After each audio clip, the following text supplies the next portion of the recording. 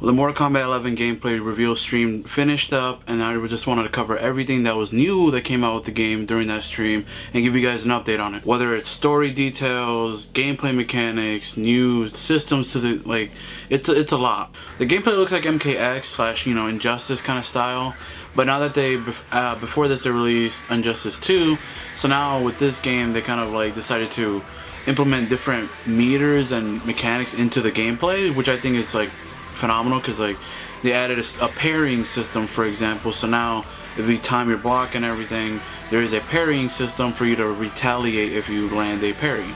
And they also added a defense and a offense type of meter, and each of them work differently depending on how you want to use it. Like the offense meter is used for enhancing your special attacks, like the traditional way of using your meter.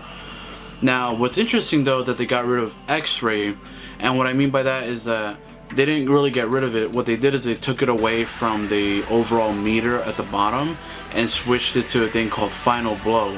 Now Final Blow is a thing that once you get below 30% HP, every character has it. It's like in the top, I'll probably have a picture or the video gameplay here, but at the top it's a little section, and then it presses L1 R1 like you would traditionally do in X-ray, but instead of it being tied to the meter, it's tied to the health now. And then obviously it's kind of like the same thing. It does a very brutal attack towards the opponent, and it does a lot of damage.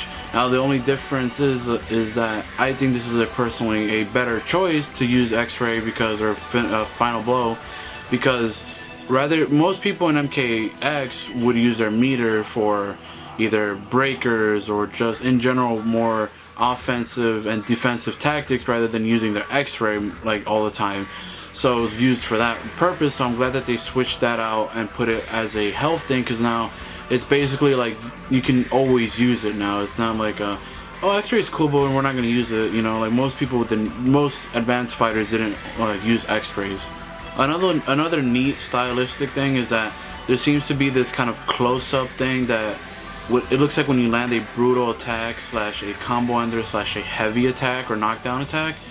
I don't know if it's all the time, which I don't think it is. They do a close-up of the action, whether if it's hitting the back of the the spine or something. For example, they had Scarlet hitting Sonya in the back, so that was a close-up thing, and I think it's cool. I just think there's probably an option to probably turn it off, because I personally think that might interrupt the flow a little bit of the fighting, because it stops the entire fight to zoom in. So maybe for online or something, there's an option to just turn it off, or in general just turn it off or turn it on, because it for me interrupts the flow a little bit. But it is cool, but it probably will get old.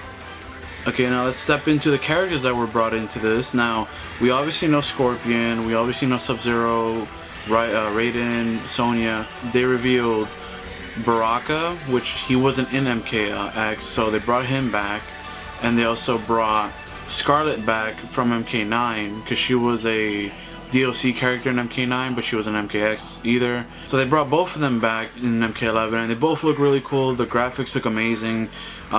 Scarlet's design is a lot different, obviously, from the MK9 thing, because obviously now MK9 was very we remember all Sonya's outfit of military gear and everything. Everything's more realistic now in terms of visuals as well. So now everyone's a lot more human-like rather than being cartoon bust and all of that stuff. So Scarlet looks cool.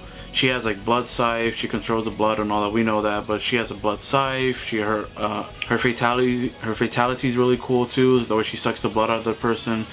Baraka's back. He has his traditional things, as well as a lot of other new things. He has his traditional little Baraka blade barrage.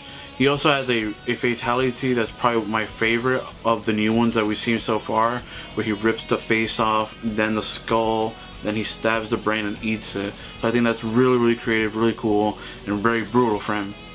Now another thing is that Sonya, even though she's back, this time she's voiced by Ronda Rousey, the MMA fighter. So that's pretty cool. This looks like a nice little touch. It fits her. She's blonde. They're both blonde. They both kind of fit that type. So then that just fits perfectly. They released a gameplay overall trailer showing a lot of the characters' gameplay and fatalities, but in that trailer they did have a lot of story stuff. So what I mean by that is that there is this lady, Chronica, I believe her name is, or something like that. Chrono, God of Time, stuff like that. So they're dealing with time travel again, and that whole like mess that started in MK9 after Raiden went back in time, and you know, after everyone died in MK9 pretty much, like Liu Kang is the king of the Netherrealm and all that, so they're going through this whole like thing again with time travel. So she's the antagonist that's been controlling things since I believe MK1, so she's in here in full force. We also get to see some clips. It looks like, again, in the story there's going to be time travel itself, because in the clips there is a scene of Kung Lao and Liu Kang from like the Shaolin monks era, like alive and well. So I'm really excited to see like how this story plays out, because ever since MK9, I don't think Mortal Kombat gets enough credit of like the story that they've been doing, because like in the past the stories has been complicated, convoluted, and kind of crap, and it got way too bloated. But now, over the period of these 3 games, like I call it like the Mortal Kombat like new trilogy, and I think the story is phenomenal. So now going into this one, and they're gonna go through with time travel again, and see the young Liu Kang, the young Kung Lao, and everything. So I'm genuinely excited to see more of this. And in the story too, I almost forgot about this character. He's literally like Gara / the Sandman, but this guy called Geras, and he is like a sand bender, but he also controls time. And it's really cool how some of his moves work. Like he'll stop and like freeze. He can stop in his final blow. He stops the person, punches them like in certain ways, and it looks hilarious. But it's also really cool. He's also controlling sand, you know, sands of time and all that. So I think his character is really well fleshed out, like in terms of like abilities and all that. So I think he's really interesting and really cool. He's kind of like the Kodo Khan of this game. What I've seen, like not like in the same respects as like his influence and everything. I just mean like Kodo Khan was one of the like the new characters that they first revealed, and everyone was excited to see like who he was. But Geras looks also really cool. Okay, and the last thing that I want to talk about and break down is the customization. Now, I don't know if you guys are familiar with Netherrealm in general and Injustice 2 specifically. If you've been around for that, you know that in Injustice 2 they had the gear system, and like, you know, kind of loot boxes / working towards like getting specific gears for specific characters to like improve on their stats and overall combat ability. Well, they brought all of that basically into MK11 now. So they had a trailer showcasing like you can basically make Sub-Zero, Scorpion, Baraka, anyone look any way you want with all the gear that they have.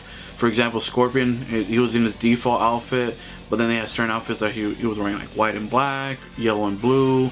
He also had the like Hanzo Masashi kind of outfit with the man bun and also like the Oni mask instead of like the traditional yellow. And Baraka had also different outfits with his like, you know, shirtless and like tattoos, Tarkat and stuff. So overall, a lot of new stuff, a lot of exciting stuff, a lot of new mechanics in the game too, a lot of interesting story points. So I'm just excited now to just play the game. It comes out April 23rd this year. So stay tuned for more Mortal Kombat content / news / more breakdowns, and eventually more gameplay from myself, and from also just showcasing from the game itself whenever they reveal more characters. So this was Very Geek. Make sure you guys leave a like, comment, and subscribe down below. My Instagram, Twitter, and Snapchat is in my description, and I hope you guys have a great day. Bye guys.